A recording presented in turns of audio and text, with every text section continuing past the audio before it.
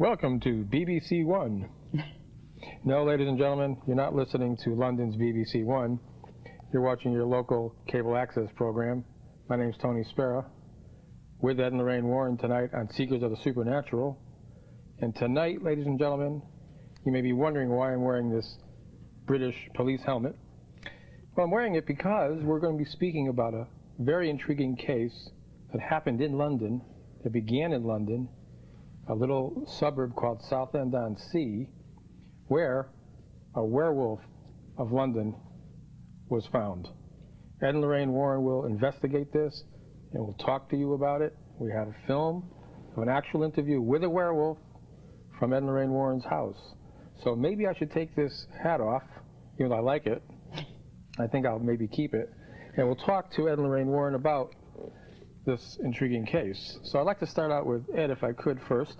Ed, can you tell us about this actual case of lycanthropy? Well, this is the first case of a werewolf, or lycanthropy, which is a scientific name for it, that we ever came across in 45 years of investigations.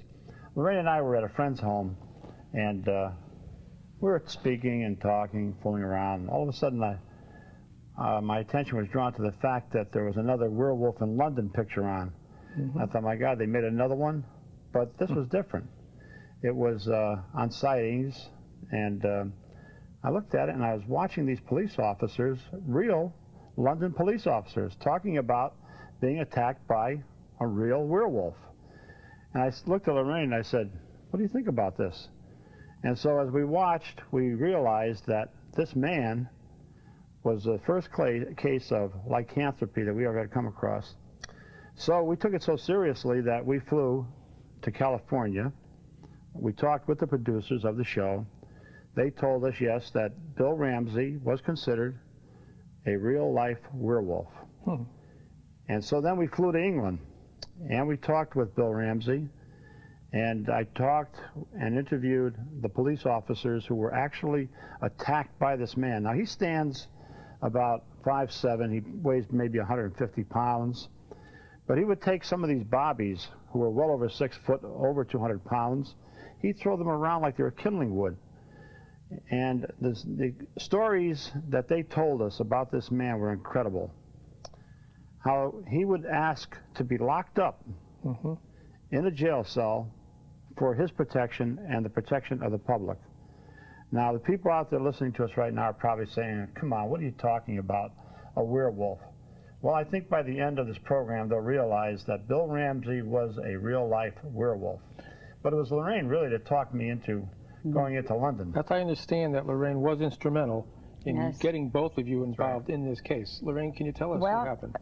For someone, Tony, that was never interested in things like ghouls and werewolves and vampirism, those things never really interested me. Things like ghosts and haunted homes, yes, I was more open to the fact where human spirits were concerned and the fact that homes could be haunted in such a manner. But there was something in the interview that day as we watched that television show in a friend's home after dinner that I looked at that man and knew that that was very sincere, that something was very real. And something inside of me, Tony, told me that I could help him. Now, how I could help him, I really didn't know.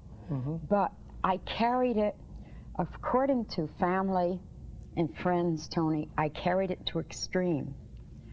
We went to California, and to get the information regarding the exact production company that produced that particular series on that werewolf was very, very, very difficult. Well, I understand you went through a lot of different exercises to get to that point, to know even where that film was produced. Exactly, and then I purchased it for a good sum of money.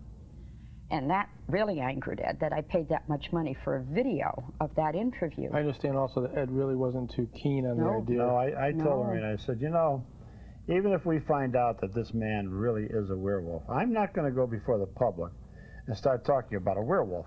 Ghosts and haunted houses and demons and devils are bad enough. But now a werewolf, and in London, you know, who would believe it? Really?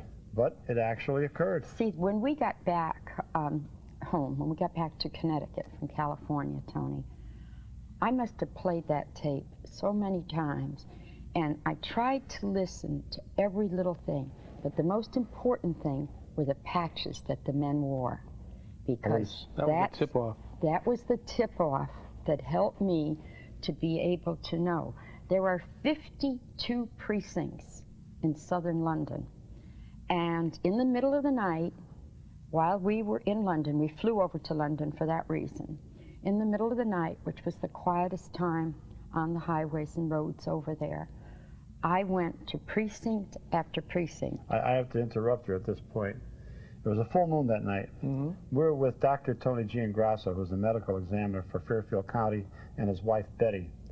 And I'll never forget it. A full moon, we're in London, and she's going into these police stations, little places, asking about a werewolf. We were laughing our heads off.